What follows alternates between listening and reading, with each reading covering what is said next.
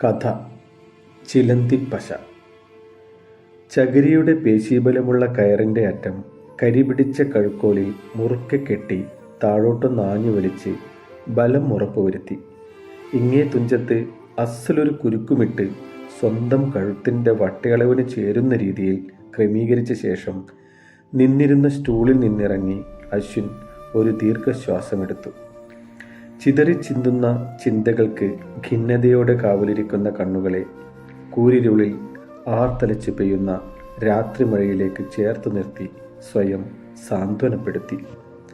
ശേഷം മുറിയുടെ മങ്ങിയ കുമ്മായ ചുവരിൽ കരിന്തേളിനെ പോലെ അള്ളി പിടിച്ചിരിക്കുന്ന ഘടികാരത്തിൻ്റെ നിമിഷ സൂചിയിലേക്ക് ജീവിതത്തെ തിരിച്ചു വെച്ചു.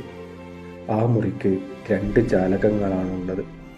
ഒന്നിലൂടെ നോക്കിയാൽ കടം കയറി ആത്മഹത്യ ചെയ്തവൻ്റെ ഭാര്യയുടെ കണ്ണീരുപോലെ മഴ ചുട്ടുപൊള്ളുന്നത് കാണാം.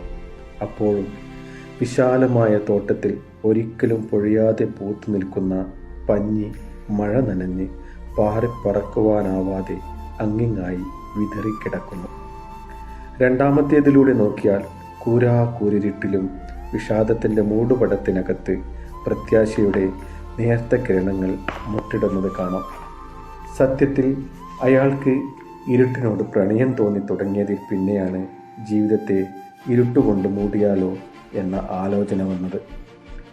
നിശയുടെ 2ാം യാമത്തിലേക്ക് കടക്കുന്ന ഈ സമയമാണ് അതിന് പറ്റിയതെന്ന് വാട്സപ്പിൽ ആരുടെയോ സ്റ്റാറ്റസ് വായിച്ചത് അയാൾ ഓർത്തു. എവിടെ നിന്നോ ഒരു പട്ടി കുറുക്കൻ്റെ ശബ്ദത്തിൽ ഓരിയിടുന്നു.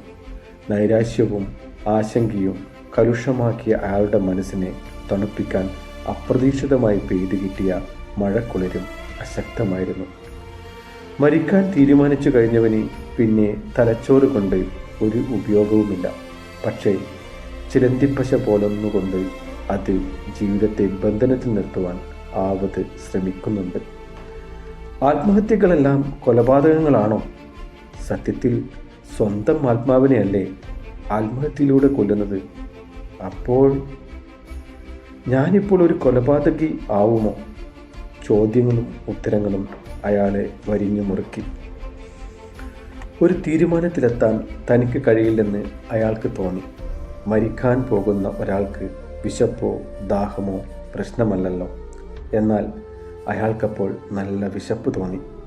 പതുങ്ങിയ കാൽവെപ്പോടെ അയാൾ അടുക്കളയിലേക്ക് നടന്നു. ഫ്രിഡ്ജിൽ അത്താഴ ബാക്കി അലങ്കോലമായി കിടക്കുന്നു.